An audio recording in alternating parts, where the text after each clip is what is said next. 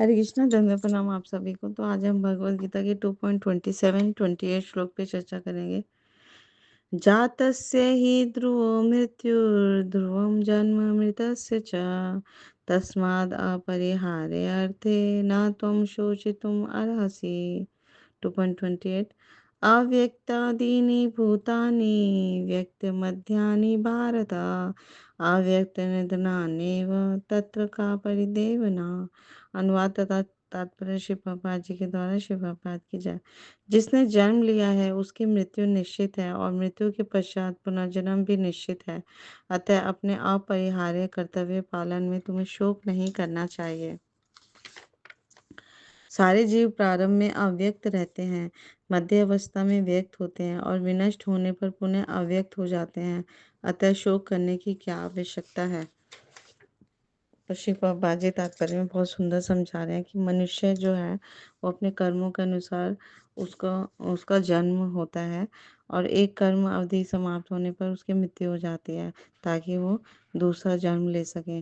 तो जैसे जैसे वो कर्म करते हैं उसके अनुसार उनको अलग अलग योनियाँ मिलती हैं और अलग अलग जन्म ग्रहण कर पड़ते हैं। तो जब तक मुक्ति नहीं मिल जाती तब तक ये जन्म मृत्यु का चक्र है निरंतर चलता रहता है। तो लेकिन मानव समाज में शांति और व्यवस्था बनाए रखने के लिए हिंसा और युद्ध अपरिहार्य है, जिसको टाला नहीं जा सकता। तो कुरुक्षेत्र का युद्ध है जो हो रहा है वो भगवान की इच्छा के कारण इच्छा से हो रहा है, तो ये अपरिहार्य है। और युद्ध सत्य के लिए या धर्म के लिए युद्ध करना क्षत्रिय का धर्म है।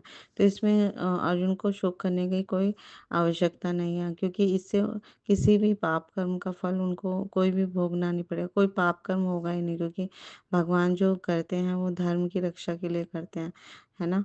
तो इसलिए कोई पाप नहीं चढ़ेगा उनको और या फिर कोई शोक नहीं करना चाहिए और उन्हें अपना कर्तव्य करते रहना चाहिए। तो आगे बता रहे हैं कि शिव प्रभुपाद जी समझा रहे हैं कि अ, ये सत्य है कि जिसने जन्म लिया है वो जरूर वो मरेगा, वो मर जाता है और फिर आगे वो दोबारा जन्म लेगा अपने कर्मों के अनुसार। तो ये जितने भी कुरुक्षेत्र में तुम्हारे समक्ष खड़े हैं, अर्जुन को बता रहे हैं भगवान कृष्णा, तो ये कभी ना कभी इनका मरना निश्चित है, क्योंकि नया जन्म लिया है और फिर उसके बाद नया जन्म भी निश्चित है। तो शोक मत करो। जैसे सूर्य जो है वो संध्या काल में अस्त हो जाता है, निश्चित है सूर्य का। और अगली सुबह पुनः वो उदय हो जाता है, वो भी निश्चित है। तो जो विद्वान होते हैं वो संध्या में अस्त होते हुए सूर्य को देख के शोक नहीं करते कि अब अंधकार हो गया, अब क्या होगा, क्योंकि ये उनको पता है। हर बुद्धिमान मनुष्य को पता है कि एक शाश्वत प्रक्रिया है और अगली सुबह पुनः सूर्योदय के समय सूर्य दोबारा आ जाएगा। तो एक जीव जो है इस देह को छोड़ता है तो पुनः उसे नई देह मिल जाती है उसके कर्मों के अनुसार। तो शोक करना निरर्थक है। तो आगे के श्लोक में भी बता रहे हैं शिव पापा जी कि जैसे जैसे अ, आत्मा के पृथक अस्तित्व के से भिन्न सारे भौतिक तत्व जो होते हैं वो सृष्टि के पूर्व अदृश्य रहते हैं, है ना। तो अदृश्य रहने से सूक्ष्म अवस्था से ही दृश्य अवस्था आती है।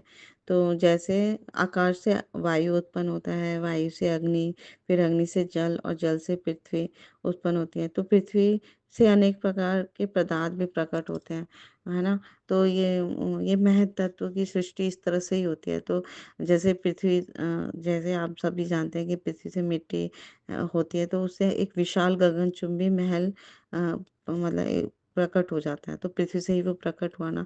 तो जब इसे ध्वस्त कर दिया जाता है तो वो अदृश्य हो जाता है और फिर बाद में परमाणु रूप में वो बना ही रहता है। तो शक्ति संचरण मतलब energy can neither be created nor be destroyed.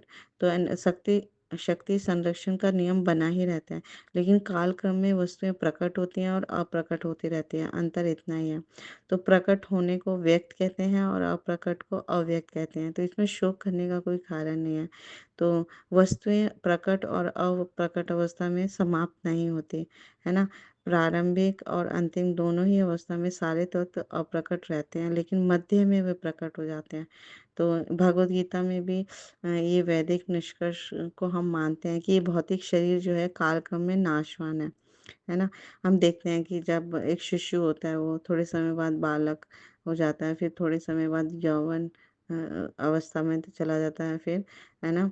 फिर धीरे-धीरे वृद्धावस्था में और अंत में उसका मृत्यु हो जाता है। तो ये लेकिन जो शरीर का परिवर्तन होता है, भौतिक शरीर का परिवर्तन होता है क्योंकि ये नाशवान है शरीर, लेकिन आत्मा जो है वो शाश्वत है।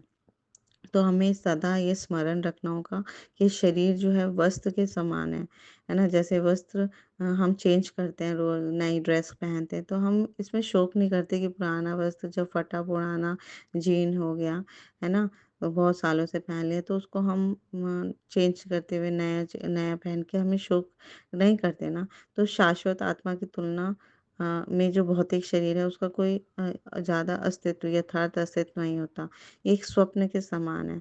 स्वप्न में हम आकाश में जैसे सोचते हैं कि हम उड़ रहे हैं या राजा की भांति हम रथ पे हैं या बहुत रिच हो गए, लेकिन जागने पर देखते हैं कि ना कोई आकाश है, ना रथ है, ना हम, है ना? हम जैसे हैं वैसे ही हैं। तो वैदिक ज्ञान जो है, पूरा ज्ञान वो सेल्फ रियलाइज़ेशन आत्म साक्षात्कार को बताता है कि ये भौतिक शरीर जो है उसका अस्तित्व नहीं है, नाशवान है। तो हम आत्मा के अस्तित्व को कोई अगर नहीं भी मानता तब भी शरीर नाश के लिए उसे शोक नहीं करना चाहिए। तो सारे जीव जो होते हैं वो प्रारंभ में अव्यक्त रहते हैं, यानी कि जब तक उनको शरीर नहीं मिला होता वो आत्मा मतलब सूक्ष्म शरीर में रहते हैं, है ना? तो वो दिखाई नहीं देते और मध्य अवस्था यानी जब उनको शरीर मिल जाता है, कोई भी योनि मिल जाती है तो वो दिखाई देते हैं हमें, व्यक्त अवस्था में होते हैं। और जब उनका शरीर का समय समाप्त हो जाता है, कालक्रम में विनष्ट हो जाते हैं तो पुनः वो अव्यक्त में चले जाते हैं और अपने कर्मों के अनुसार फिर एक नया शरीर धारण करते हैं। तो ये प्रक्रिया तब तक चलती रहेगी जब तक उस जीव को मुक्ति नहीं मिल जाती। तो जब वो भक्ति में संलग्न होता है और मनुष्य जीवन में भगवान ने हमें एक विकसित बुद्धि दी है जिससे हम समझ सकते हैं कि ये शरीर जो है वो अमूल्य निधि है, भगवान की सेवा के लिए रत करने के लिए मिली हुई है। तो अगर हम भगवान की सेवा में अपना मन या चित्त लगाते हैं, है ना? और तो भगवान को प्रसन्न रखने के लिए हम भक्ति में संलग्न होते हैं, तो हम इस जन्म मृत्यु की प्रक्रिया से सदा के लिए हम समाप्त कर देंगे, ये खत्म हो जाएगा ये चक्र हमारे लिए और हमें शाश्वत धाम मिलेगा, भगवत धाम मिलेगा। तो इस जीवन का सबसे सुंदर जो सौदा है मतलब अगर मनुष्य शरीर मिला है तो सबसे सुंदर हमें कार्य करना है कि भक्ति में स्वयं को संलग्न करना है ना? तो जब हम मुख और जीवा से हरे कृष्णा कृष्णा कृष्णा हरे हरे, हरे राम राम राम हरे हरे भगवान के इन पवित्र नामों का जाप करेंगे तो हम आत्मा के अस्तित्व को, है ना, कि हम ये शरीर नहीं है, हम आत्मा है। हम किसी भी शरीर में हमने जैसे स्त्री शरीर में है, पुरुष शरीर में है ना, या बालक शरीर में, किसी भी अवस्था में हम भगवत भक्ति कर सकते हैं और इस मनुष्य जीवन का जो परम लक्ष्य है उसको बहुत सरलता से प्राप्त कर सकते हैं और इस जन्म मृत्यु के चक्र को, है ना, समाप्त कर सकते हैं। तो ये हमारा बहुत बड़ा परम सौभाग्य है। तो एक उदाहरण और देते हैं हमारे आचार्यगण की, जैसे एक मिट्टी का ढेला है, उससे घड़ा बनता है, लेकिन घड़ा बनने से पहले वो मिट्टी का ढेला, है ना, उसमें घड़ा दिखाई नहीं देता, घड़ा अप्रकट है। लेकिन जब घड़ा बनता है तो घड़ा प्रकट हो गया और जब घड़ा नष्ट हो गया तो फिर से वो मिट्टी में मिल जाता है, अप्रकट हो जाता है। तो इसी प्रकार कालक्रम में मिट्टी का अस्तित्व पहले भी था और अंत में भी रहेगा। तो ठीक इसी तरह जीवात्मा का अस्तित्व शरीर धारण करने के पूर्व भी था, पर वो अप्रकट अवस्था में था और शरीर के नष्ट होने पर बाद भी अप्रकट अवस्था में वो रहेगा। तो अंतर इतना ही है कि जब तक शरीर है तब तक प्रकट अवस्था है और जब वो नष्ट हो जाता है तो वो अप्रकट। तो लेकिन आत्मा के लिए हमें शोक नहीं करना चाहिए, बल्कि आत्मा के ऊर्ध्व गमन की तैयारी में लगना चाहिए, है ना? और बहुत अच्छे से, बहुत सुंदर ढंग से इसी जीवन में शुद्ध भक्ति को सीखना चाहिए। गुरु साधु शास्त्र का जो हमें समझाएँ, सिखाएँ, वो हमें इस जीवन में सीख के अपना जीवन मनुष्य जीवन धन्य बनाना चाहिए। Thank you so much. Guru Maharaj की जय, श्री प्रभुपाद की जय, आप सब भक्तवृंद की जय। हरे कृष्णा, दंडवत प्रणाम आप सभी को।